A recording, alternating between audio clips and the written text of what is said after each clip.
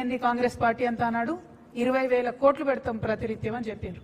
కానీ ఇవాళ ఏం చేసిండ్రు 12,511 కోట్లు మాత్రమే బీసీల కోసం బడ్జెట్ పెట్టిండ్రు. అంటే ఇది ఒక పెద్ద ఫేక్. సెకండ్ ఏంటిది, ఎంబీసీకి ప్రత్యేకంగా ఒక మినిస్ట్రీ ఇస్తామని చెప్పారు. ఎంబీసీలో ఉండే చిన్న చిన్న కమ్యూనిటీస్ అన్నిటికీ కూడా కార్పొరేషన్లు ఏర్పాటు చేస్తామని చెప్పారు. వాళ్ళకి షాపింగ్ కాంప్లెక్స్లు కట్టిస్తామని చెప్పారు. ఎక్కడా కూడా ఆ దిశగా ఒక ముందడుగు వేయడం కానీ, మరి వృత్తి పనులన్నీ కూడా గ్లోబలైజేషన్లో పోతున్నాయి కాబట్టి వాటిని ఆదుకోవాలనే ఆలోచన కానీ ఎక్కడా కూడా లేదు. కేవలం తెలంగాణ జాగృతి మాత్రమే ఎంబీసీల గురించి బీసీల గురించి ఆలోచిస్తుంది. కాబట్టి మేము చెప్పినాం, ఒకనాడు వస్తుంది మా ప్రభుత్వం, వచ్చినప్పుడు పుస్తెలు మట్టెలు చేసేటటువంటి జీవో మీద మొదటి సంతకం పెడతామని కూడా చెప్పినాం. ఎందుకు చెప్తున్నాం అంటే మా కమిట్మెంట్ అది.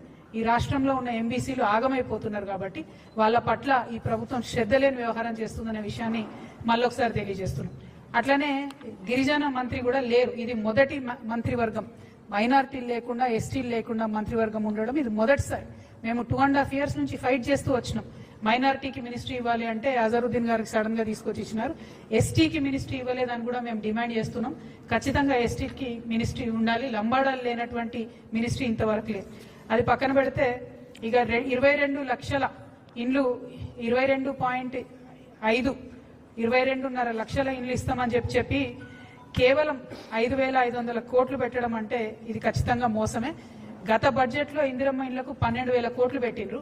ఇప్పుడు అమాంతం 7,000 కోట్లు తగ్గించి 5,500 కోట్లు పెట్టిండ్రంటే పేద ప్రజలకు ఇండ్లు ఇచ్చేటటువంటి ఆలోచన కాంగ్రెస్ ప్రభుత్వానికి లేదనే విషయం స్పష్టమవుతున్నది.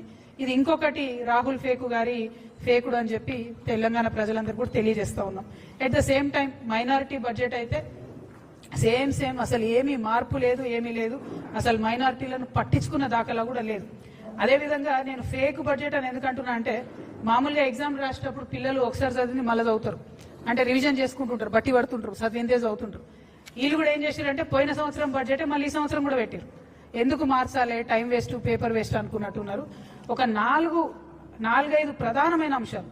చేయూత పెన్షన్లు పోయినసారి ఎంత ఇచ్చారు, ఇప్పుడు అంతనే. రైతు భరోసా పోయినసారి 18,000 కోట్లు, ఈసారి 18,000 కోట్లు. రైతు కూలీలకు ఇందిరమ్మ పథకానికి పోయినసారి 600 కోట్లు, ఈసారి 600 కోట్లు. గృహజ్యోతికి పోయినసారి 2,000 కోట్లు, ఈసారి అంతే. గ్యాస్ సబ్సిడీకి అంటే ఒక అక్షరం కూడా పొల్లుపోకుండా, అది గ్యాస్ సబ్సిడీ కావచ్చు, రాజీవ్ ఆరోగ్యశ్రీ కావచ్చు, మహాలక్ష్మి కావచ్చు, same to same copy paste అన్నట్టు, అసలు మార్పు కూడా లేదు. అందుకే నేను చెప్తున్నా ఇది ఫేక్ బడ్జెట్ ఒకటి. 2 విజన్ బడ్జెట్ కాదు, ఇది విజన్ ఉన్న బడ్జెట్ కాదు, ఇది రివిజన్ బడ్జెట్. కేవలం రివిజన్ చేసుకుంటారు, బట్టి కొట్టినట్టు అంత దారుణంగా ఉంది ఈ బడ్జెట్. అదేవిధంగా మరి ముఖ్యమంత్రి గారు మొన్న 2.5 గంటలు మాట్లాడిండ్రు అసెంబ్లీలో. మాట్లాడుకుంటే ఏం చెప్పిండ్రు, పోయిన ప్రభుత్వం చేసినటువంటి అప్పులన్నింటినీ మేము చాలా కష్టపడి తగ్గించినాము, రేట్లు తగ్గించినాము.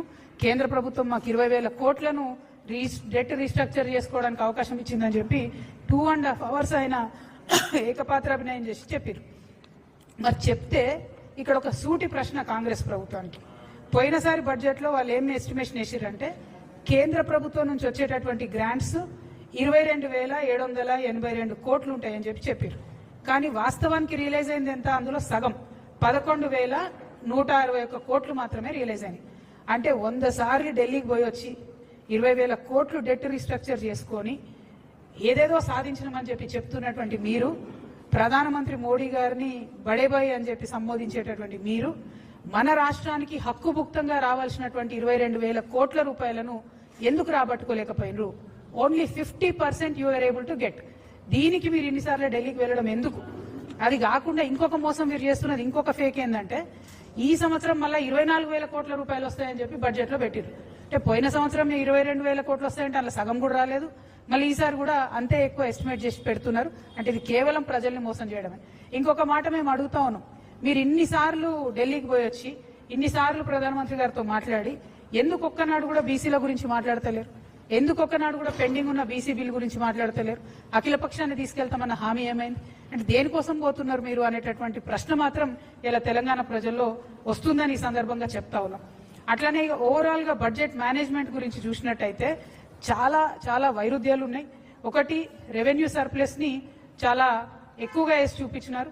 6,857 crores ఉందని చెప్పింది. లాస్ట్ టైం కూడా అట్లనే రెవెన్యూ సర్ప్లస్ మా దగ్గర 2,700 కోట్లు ఉందని చెప్తే చివరికి వచ్చి 591 కోట్లు మాత్రమే ఉంది. ఈసారేమో దానికి 3 పెంచి 6,800 కోట్లు ఉందని చెప్తా ఉన్నారు. ఈసారి కూడా లాస్ట్కి వచ్చేసరికి మళ్ళా ఏమీ ఉండదు. అంటే ఇది కంప్లీట్లీ ఫేక్ ఫ్యాబ్రికేటెడ్ బడ్జెట్ అన్నది మాత్రం చాలా చాలా క్లారిటీగా అర్థమవుతుంది. ఇక ఇవన్నీ ఒక ఎత్తు అయితే ముఖ్యమంత్రి గారు ఎఫ్ఆర్బిఎం పరిధిలో తీసుకున్న అప్పులు 5,62,363 కోట్లు. అదేవిధంగా వివిధ కార్పొరేషన్ల ద్వారా ఈ కాంగ్రెస్ ప్రభుత్వం తీసుకున్నటువంటి అప్పులు 3,01,835 కోట్లు. అంటే మొత్తం కలిపి 8,64,198 కోట్లకు ఈ రాష్ట్రం యొక్క అప్పు చేరుకున్నది. ప్రజలందరూ దయచేసి గమనించి వినాలి. 8,64,198 కోట్లకు చేరుకున్నది. అంటే ఒక్కొక్క వ్యక్తి మీద ఈ రాష్ట్రంలో 2,16,000 రూపాయల అప్పు ఉన్నది. ఒక్క మనిషి మీద నెత్తికి 2,16,000 అప్పు ఉంది. ఒక ఇంట్లో 4 ఉంటారు అనుకుంటే ప్రతి కుటుంబం మీద 9 లక్షల రూపాయల అప్పు ఈ కాంగ్రెస్ ప్రభుత్వం మన నెత్తి మీద పెట్టిందనే విషయాన్ని మేము చాలా చింతిస్తూ చెప్తున్నాం. మరి అప్పు తీసుకొచ్చిండ్రు, కనీసం ఏమైనా ఉద్యోగులకు పెన్షన్లు ఇచ్చిండ్రా? పోనీ కనీసం తులం బంగారం ఇచ్చే పథకాలు ఏమైనా ₹1 ఇచ్చిండ్రా? పోనీ 6 గ్యారెంటీల మీద ఏమైనా పెట్టిండ్రా? పోనీ స్కూటీలు ముఖ్యమంత్రి గారు నిన్నగాక మొన్ననే స్కూటీలు ఇస్తామని చెప్పి, కానీ బడ్జెట్లో మాత్రం కనీసం స్కూటీలు ఊసలేదు. అంటే ఈ ముఖ్యమంత్రి చెప్పేది ఉప ముఖ్యమంత్రి గారు బడ్జెట్లో పెడతలేరు అని అర్థం. మరి వాళ్ళిద్దరికి శృతి లేదు మతి లేని వ్యవహారమా, లేదా రాష్ట్రాన్ని ఎట్లా పరిపాలించాలో అర్థం కాని వ్యవహారమా, లేదా రాహుల్ గాంధీ గారు ఆడ కాన్స్టిట్యూషన్ పట్టుకొని ఫేకినట్టు ఇక్కడ బట్టి గారు అసెంబ్లీలో బడ్జెట్లో ఫేకినరా అన్న విషయం మాత్రం తెలంగాణ ప్రజలు ఆలోచించేటటువంటి సందర్భం. మీ అందరికీ తెలిసిన విషయమే. మరి ఉద్యోగాలకు సంబంధించి మేము డిమాండ్ చేస్తూ వచ్చినాం. ఖచ్చితంగా మీరు ఉద్యోగులకు సంబంధించి 2 లక్షల ఉద్యోగాలు ఇస్తామని చెప్పిండ్రు. వాటికి సంబంధించి డబ్బులు రిలీజ్ చేయండి, వాటికి సంబంధించి బడ్జెట్ పెట్టండి అని చెప్పినాం. కానీ రాష్ట్ర ప్రభుత్వం కనీసం దాని మీద శ్రద్ధ పెడతలేదు. సో ఈ రోజు ఒక సర్వే వచ్చిందండి. ఈ సర్వే పేరు స్టేట్ ఆఫ్ వర్కింగ్ ఇండియా. అంటే పని చేస్తున్నటువంటి వాళ్ళు, ఎంప్లాయిడ్ ఉన్నటువంటి వాళ్ళ పరిస్థితి కోసం దేశవ్యాప్తంగా అజీం ప్రేమ్జీ యూనివర్సిటీ చేసిన సర్వే. దీంట్లో ఏమొచ్చిందంటే ఎంత దారుణం అంటే ప్రతి 4 డిగ్రీ చేసినటువంటి తెలంగాణ బిడ్డలలో, మగపిల్లలలో 4 డిగ్రీలు చేస్తే ఒక్కరికి మాత్రమే ఉద్యోగం ఇవ్వగలుగుతున్నాం. ఆడపిల్లలలో డిగ్రీ చేసిన 2 ఆడపిల్లల్లో ఒక్కరికి మాత్రమే ఉద్యోగం ఇవ్వగలుగుతున్నాం. అంటే విమెన్ లో అన్ఎంప్లాయ్మెంట్ శాతం 50% ఉంది, మగపిల్లల్లో అన్ఎంప్లాయ్మెంట్ శాతం 28% ఉంది ఈ రాష్ట్రంలో. ఇది కంపారిటివ్లీ వేరే రాష్ట్రాలకు కాంగ్రెస్ ప్రభుత్వాలు ఉన్న కర్ణాటకలో చూసుకున్నా కూడా మహిళల అన్ఎంప్లాయ్మెంట్ ఓన్లీ 20% ఉంది, మగవాళ్ళ అన్ఎంప్లాయ్మెంట్ ఓన్లీ 22% ఉంది. అంటే ఇంత పెరుగుతున్నాము, తెలంగాణ రైజింగ్ అంటే నేను ఎల్లనో అనుకున్నా, కానీ అన్ఎంప్లాయ్మెంట్ లో మాత్రం సూపర్ రైజింగ్ ఉన్నది. దీనికి మాత్రం కాంగ్రెస్ ప్రభుత్వానికి, రాహుల్ గాంధీ గారికి కంగ్రాచులేషన్స్ చెప్తా ఉన్నా. ఎందుకంటే మీరు వచ్చి అశోక్ నగర్ లో ఫేకిండ్రు రాహుల్ గాంధీ గారు. మిమ్మల్ని ఇయాలటి నుంచి మా హైదరాబాద్ లో సలీం ఫేకు అని ఉంటాడు. ఆయన సినిమాలలో మస్తు నవ్విస్తాడు మనందరిని. హైదరాబాదీ స్లాంగ్ ని, హైదరాబాదీ ఫేకుని, ఆ కామెడీని ఆయన మొత్తం ఇండియా వైడ్ పాపులరైజ్ చేసింది.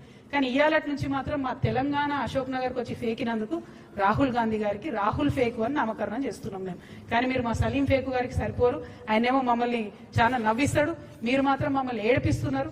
నిరుద్యోగ సమస్యలు ఇంత దారుణంగా ఉంటే ఇక ఎందుకు ఫేకు అంటున్నా అన్న విషయం మళ్ళీ ఒకసారి ప్రూఫ్ చేస్తాను నేను ఇప్పుడు మీకు.